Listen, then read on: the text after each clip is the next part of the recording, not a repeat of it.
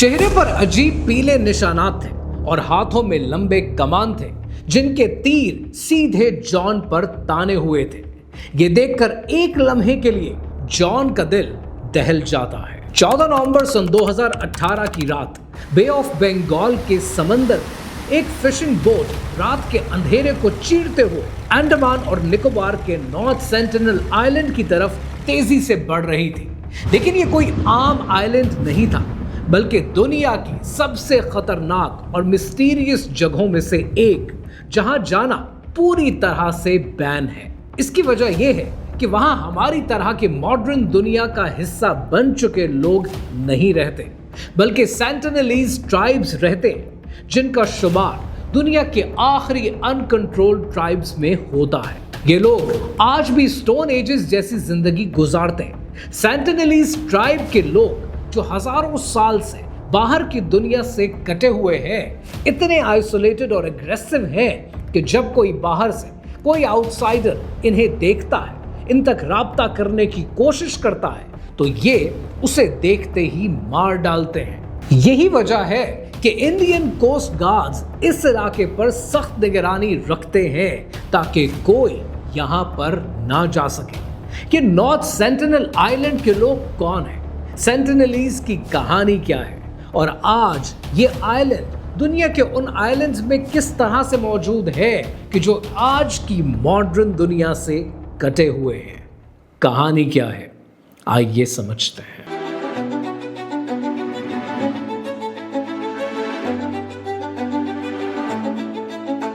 कहानी शुरू करते हैं उस बोट से, क्योंकि ये वो बोट है जो कानून की नजरों से बचने के लिए रात के अंधेरे में सफर कर रही थी। उस बोट में कुछ फिशरमैन और एक 26 साल का अमेरिकन सिटीजन जॉन एलन चाओ मौजूद थे। लेकिन जॉन कोई आम टूरिस्ट नहीं था, बल्कि एक क्रिश्चियन मिशनरी था जिसके सर पर नॉर्थ सेंटिनल आइलैंड जाकर वहां के लोगों को जीसस क्राइस्ट और क्रिश्चियनिटी का सबक सिखाने का जुनून सवार था।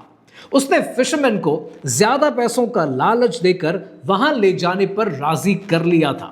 उसके पास एक गोप्रो था, एक फुटबॉल थी, फिशिंग रोप थी, कुछ सिजर्स थी, ड्राइड फिश और एक बाइबल मौजूद थी। 15 नवंबर की सुबह जैसे ही रोशनी फैलने लगी, उन्हें दूर से नॉर्थ सेंटिनल आइलैंड के सफेद रेतीले साहिल और घने जंगल नजर आने लगे।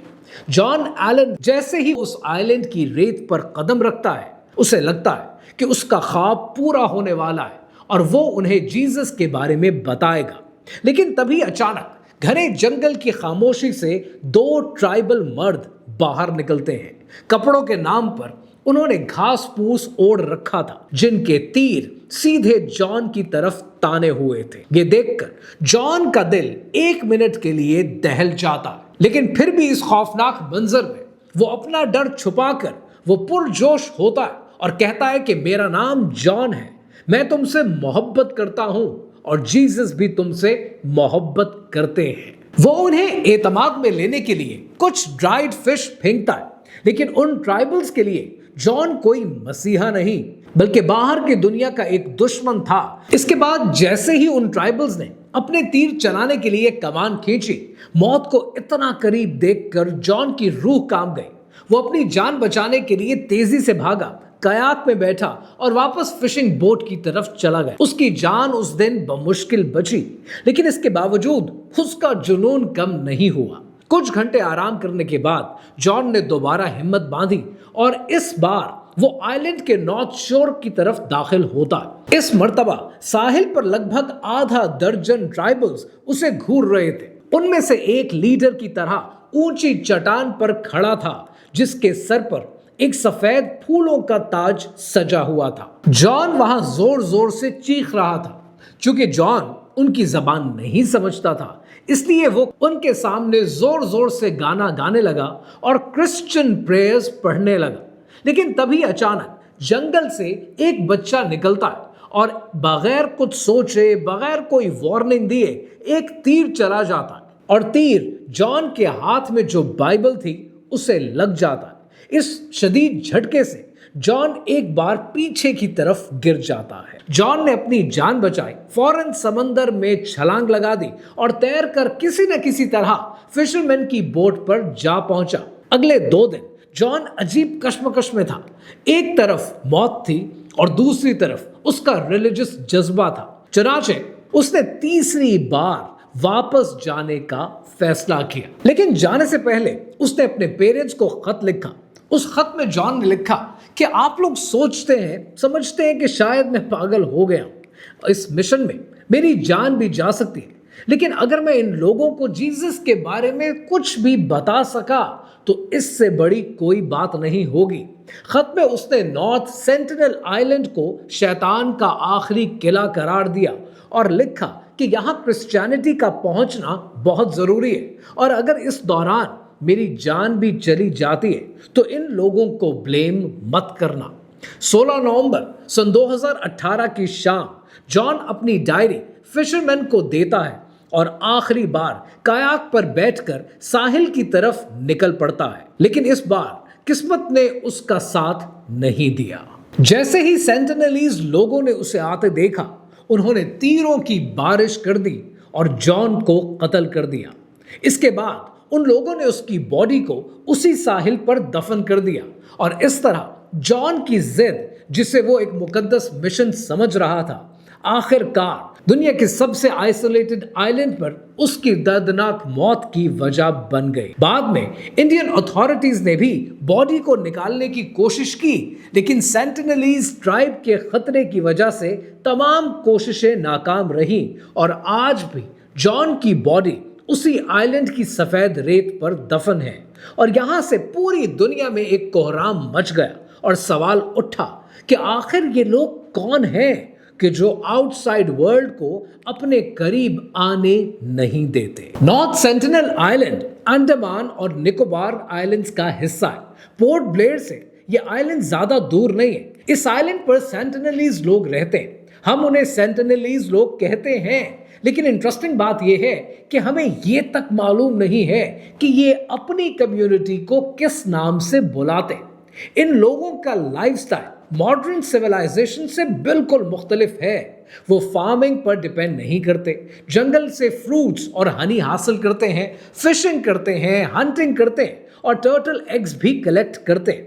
उनके पास बोज हैं, एरोज हैं, स्पीयर्स हैं और वुडन कैनोज भी मौजूद हैं। और सबसे इंपॉर्टेंट चीज है उनकी आइसोलेशन। बाकी दुनिया में सिविलाइजेशंस बनती रहीं, एग्रीकल्चर डेवलप हुआ, शहर बने, टेक्नोलॉजी आई, लेकिन नॉर्थ सेंटिनल के ये लोग अपनी आइसोलेटेड दुनिया में अपना ट्रेडिशनल लाइफस्टाइल कंटिन्यू करते हैं। इसी आइसोलेशन की वजह से इनकी लैंग्वेज भी दुनिया के लिए एक मिस्ट्री है। एक वक्त पर रिसर्चर्स ने दूसरे अंडमान ट्राइब्स के लोगों को उनसे कम्युनिकेट करने की कोशिश भी करवाई, लेकिन वो भी उनकी लैंग्वेज समझ नहीं सके। और फिर एक बहुत इंपॉर्टेंट सवाल उठता है, और वो सवाल ये है कि क्या ये लोग सिर्फ मॉडर्न दुनिया से नफरत करते हैं या इनके पास आउटसाइडर्स से दूर रहने की कोई खास वजह मौजूद है। इस सवाल का जवाब हमें इनकी तारीख से मिलता है। नॉर्थ सेंटिनल आइलैंड का अर्लीस्ट नोन रिटन रिकॉर्ड 1771 से जोड़ा जाता है, जब एक ईस्ट इंडिया कंपनी के सर्वेयर्स ने आइलैंड से रोशनी देखी। फिर सन 1867 में एक मर्चेंट शिप आइलैंड के करीब एक्सीडेंट का शिकार हुआ। सर्वाइवर्स शोर तक पहुंचे, लेकिन सेंटिनलीज लोगों ने उन पर हमला कर दिया। ब्रिटिश इंडियन रॉयल नेवी की मदद से वो रेस्क्यू तो हुए, लेकिन असल टर्निंग पॉइंट सन 1880 में आया। एक British officer Morris Widal Portman Sentinelese लोगों से कांटेक्ट एस्टैब्लिश करने के लिए आइलैंड पर गया।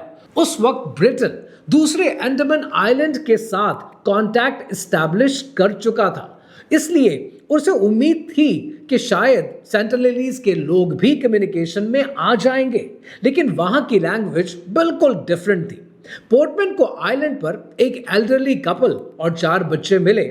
उसने उन्हें अपने साथ आइलैंड से उठाया और पोर्ट ब्लेयर लेकर आ गया, लेकिन यह कॉन्टैक्ट एक ट्रेजेडी बन गया। एल्डरली कपल कुछ दिनों के अंदर मर गया, ये डिटेल्स सिर्फ एक हिस्टोरिकल इंसिडेंट नहीं थी, इसने एक बहुत डेंजरस पॉसिबिलिटी को दुनिया के सामने लाकर रखा कि जब कोई आइसोलेटेड कम्युनिटी हजारों साल तक बाकी दुनिया से अलग रहती है तो मॉडर्न दुनिया के आम जर्म्स भी उनके लिए बहुत डेंजरस हो सकते हैं।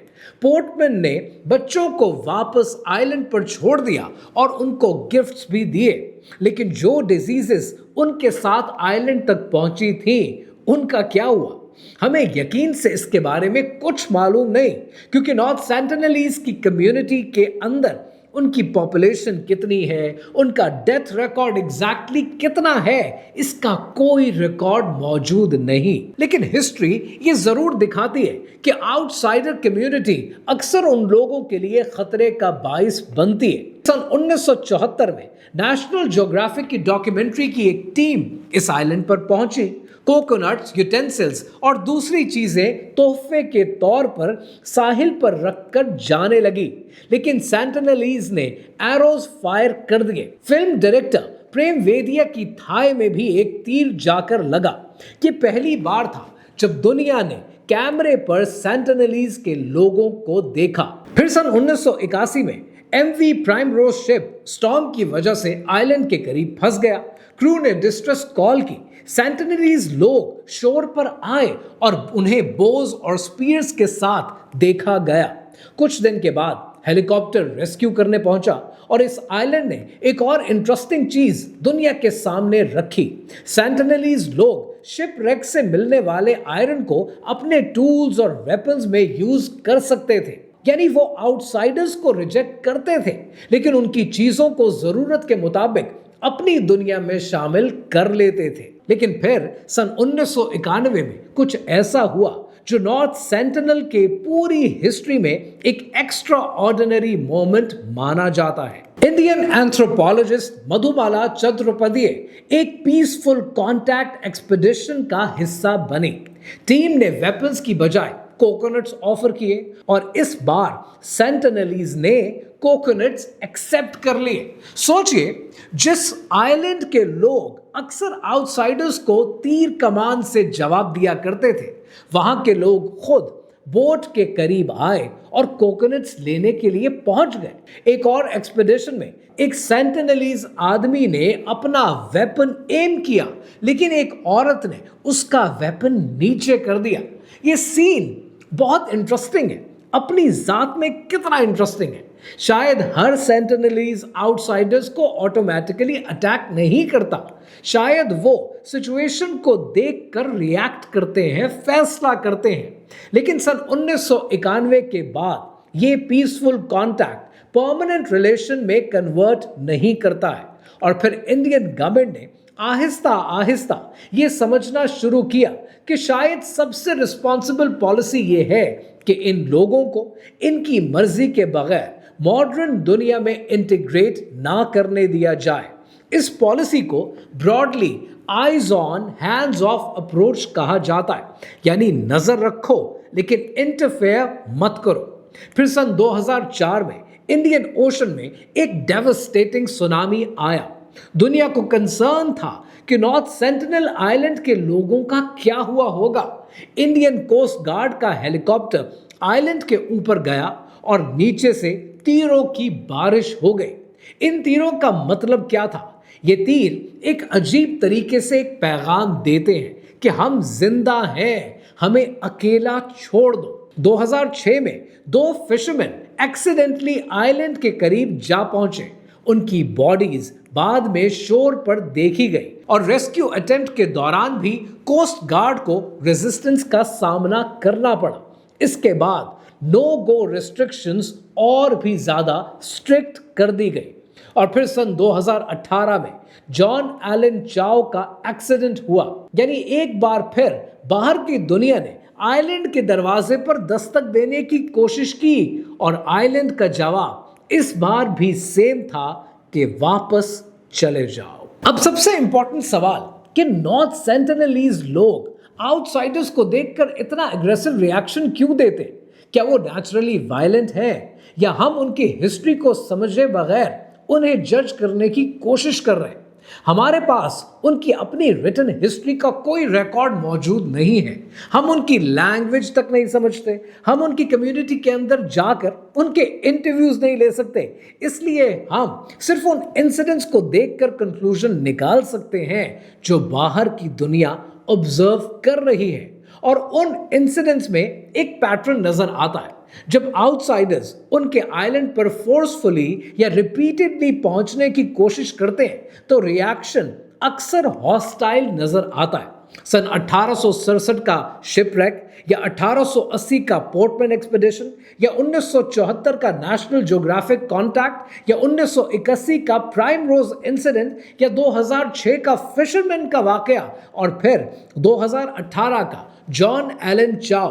लेकिन सन 1991 का पीसफुल कॉन्टैक्ट भी तो इसी हिस्ट्री का हिस्सा है। ये पिक्चर इतनी सिंपल नहीं है कि ये लोग हर किसी को मार देते, बल्कि ये एक आइसोलेटेड कम्युनिटी है जो अपनी टेरिटरी पर किसी आउटसाइडर्स को अलाउड नहीं करती है। और इस आइसोलेशन का एक मेडिकल रीजन भी बहुत इंपॉर्टेंट है। मॉडर्न ह्यूमंस की बॉडीज ने जनरेशंस के थ्रू बहुत सी डिजीजेस के अगेंस्ट इम्यूनिटी डेवलप कर ली है, लेकिन आइसोलेटेड कम्युनिटीज को वही एक्सपोजर नहीं मिला। इसीलिए अगर आउटसाइडर्स उनके बीच में डिजीजेस लेकर पहुंच जाएं तो कॉन्सिक्वेंसेस कैटास्ट्रॉफिक हो सकते हैं। यही वजह है कि आज के एक्सपर्ट्स आइसोलेटेड ट्राइब्स को कांटेक्ट से बचाने की इंपॉर्टेंस पर जोर देते हैं। आज नॉर्थ सेंटिनल आइलैंड दुनिया के सबसे मिस्टीरियस प्लेसेस में से एक है। हम सैटेलाइट से आइलैंड देख सकते हैं, हम उसका मैप देख सकते हैं, हम उसके आसपास समंदर को मेजर कर सकते हैं, लेकिन उस आइलैंड के अंदर रहने वाले लोगों की असली दुनिया अभी भी हमारे लिए एक मिस्ट्री है। हम नहीं जानते कि उनकी एग्जैक्ट पॉपुलेशन कितनी है, हम उनकी लैंग्वेज नहीं समझ सकते, हम उनके बिलीव्स के बारे में ऑलमोस्ट कुछ नहीं जानते।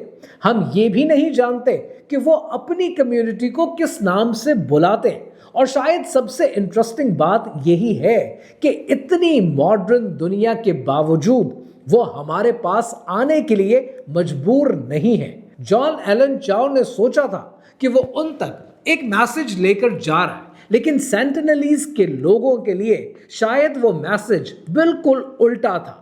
उनकी नजर में एक आउटसाइडर का मतलब आउटसाइडर नहीं, शायद खतरा, शायद बीमारी है, या शायद अपनी दुनिया को खो देना है। 2018 का जॉन चाओ इंसिडेंट हमें एक अनकंफर्टेबल रियलिटी दिखाता है कि हर जगह इंसान को एक्सप्लोर करना जरूरी नहीं है, हर मिस्ट्री को सॉल्व करना ये भी जरूरी नहीं है, और हर आइसोलेटेड कम्युनिटी को मॉडर्न दुनिया में लेकर आना बिल्कुल जरूरी नहीं है। कभी कभी किसी सिविलाइजेशन को बचाने का सबसे बेहतरीन तरीका यह होता है कि उसे उसकी मर्जी के मुताबिक जीने दिया जाए। नॉर्थ सेंटिनल आइलैंड के लोगों ने हजारों साल से समंदर के उस पार से एक दुनिया देखी है जो उनके लिए बिल्कुल अजनबी है, और हमने उनके आइलैंड को एक मिस्ट्री बना दिया है। आज भी इंडियन गवर्नमेंट का बेसिक अप्रोच यही है कि उन्हें प्रोटेक्ट करना और आउटसाइडर्स को आइलैंड से दूर रखना है। और यहां एक अनकंफर्टेबल क्वेश्चन भी पैदा होता है, और वह सवाल ये है कि क्या डेवलपमेंट का मतलब ये है कि हम हर आइसोलेटेड कम्युनिटी को अपनी दुनिया में ले आएं? अगर वो खुद कांटेक्ट नहीं करना चाहते तो क्या उनकी चॉइस की इज्जत नहीं होनी चाहिए? नॉर्थ सेंटिनलीज के पास स्मार्टफोन्स नहीं है, इंटरनेट नहीं है, कार्स नहीं है, हॉस्पिटल्स नहीं है, मॉडर्न एजुकेशन सिस्टम नहीं है, लेकिन उनके पास अपनी जबान है, अपना सोशल सिस्टम है और अपना एनवायरनमेंट है, और एक ऐसी लाइफस्टाइल है जो हजारों साल से उनके सर्वाइवल का हिस्सा है। हम उन्हें बैकवर्ड कह सकते हैं, लेकिन उनके लिए शायद हम ही वो आउटसाइडर्स हैं जो उनकी दुनिया को खतरे में डाल सकता है। और शायद इसीलिए नॉर्थ सेंटिनल आइलैंड आज भी दुनिया के नक्शे पर मौजूद है, लेकिन दुनिया के लिए आज भी लार्जली अनजान है। एक छोटा सा आइलैंड, हजारों साल पुरानी आइसोलेशन, और एक ऐसी कम्युनिटी जो आज भी मॉडर्न सिविलाइजेशन को अपनी बाउंड्री के बाहर रखती है। कहानी यह है कि शायद नॉर्थ सेंटिनल आइलैंड की कहानी हमें यह समझाती है कि हर अननोन चीज को कॉन्कर करना जरूरी नहीं है। कभी कभी मिस्ट्री को सिर्फ मिस्ट्री रहने देना ही इंसानियत का सबसे बड़ा हिस्सा होता है।